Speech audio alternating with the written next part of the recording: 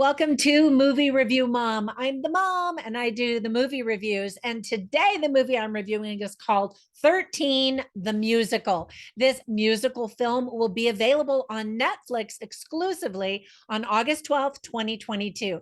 The movie is rated PG and is an hour and 31 minutes. The movie review mom grade I'm giving it is a B minus, somewhere around in there. And let me explain why. Don't leave, keep watching. And while you're at it, subscribe. Thanks. I really appreciate that. All right. So I'm going to give you an overview in a nutshell, and then I'll point out things I liked and didn't like, as well as offer tips for parents, themes worth talking about, funny and interesting lines, and even recommendations for other movies that are sort of similar that I think you'll also like if you like this one. All right, so let's get started. In a nutshell, the movie is about Evan Goldman. After his parents' divorce, he moves from his New York City home with his parents to a small town in Indiana with his mom and his grandma. As his 13th birthday nears, he must master the complex social circles of his new school and win friends by turning his bar mitzvah into the coolest party ever. The movie is based on the popular Broadway musical that featured an all-kid cast for the very first time ever. The play was based on the book by Dan Elish and directed by Tamra Davis. Now, I have not seen the Broadway play or the musical, and so I'm only reviewing this based on the movie itself. So comment down below. Let me know if you've seen the musical and if you've now seen the movie and how you would compare the two. I'd really love to find out. All right, so let me first tell you the things that I liked about the movie.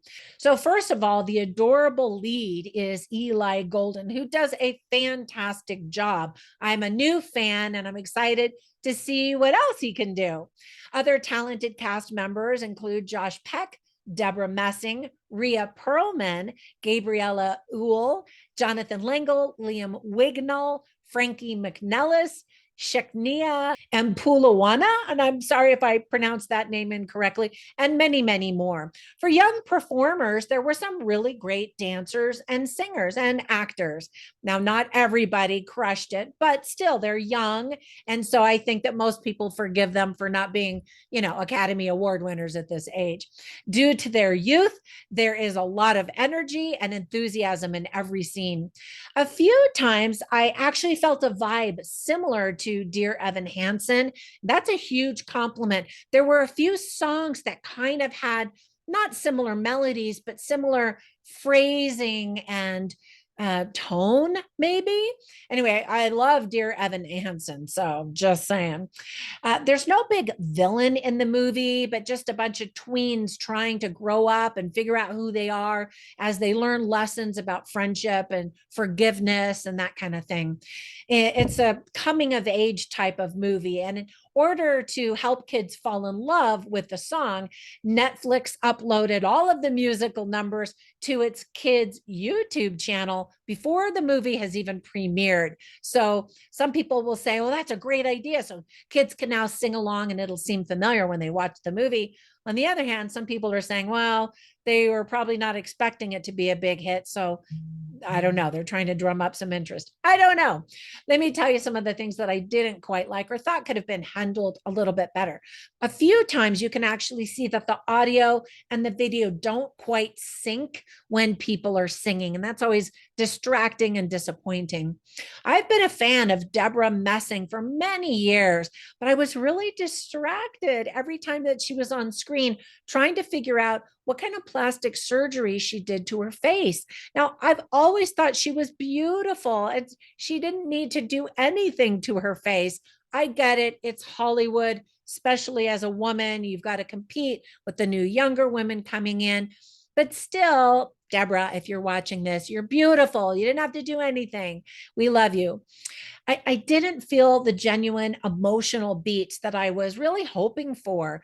Everything, including emotion, looked very polished and rehearsed and not quite as genuine. Some have complained that the movie is too sugary sweet.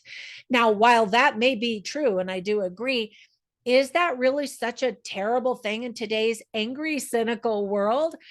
The big challenges for the kids are how to get that first kiss and who will attend the bar mitzvah. And that's it, really. In other words, the story is very simple.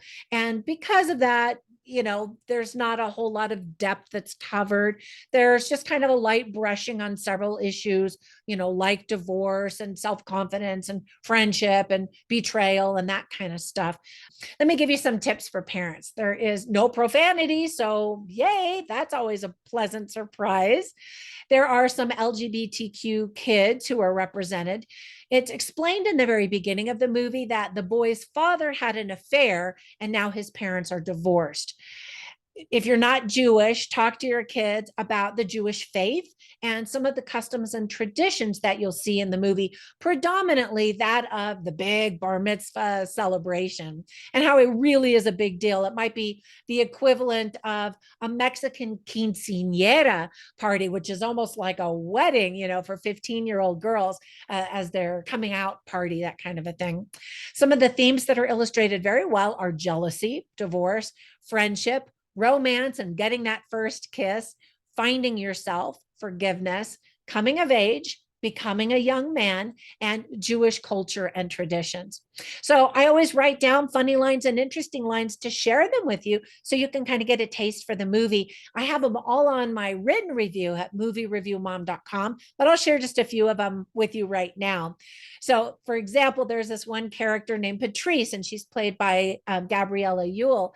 And, she lives in a very boring small town. And so the new boy who moves in asks her, well, what did you do yesterday? And she says, yesterday, I finished YouTube. I thought that was kind of funny. Archie is a cute character. He's played by Jonathan Langle. And somebody was asking him, do you like that girl? Have you tried to put the moves on her? And he says, I think she misinterpreted my flirting for food poisoning. Then there's another character named Brett, played by J.D. McCrary, and he asks his friend, how's my breath?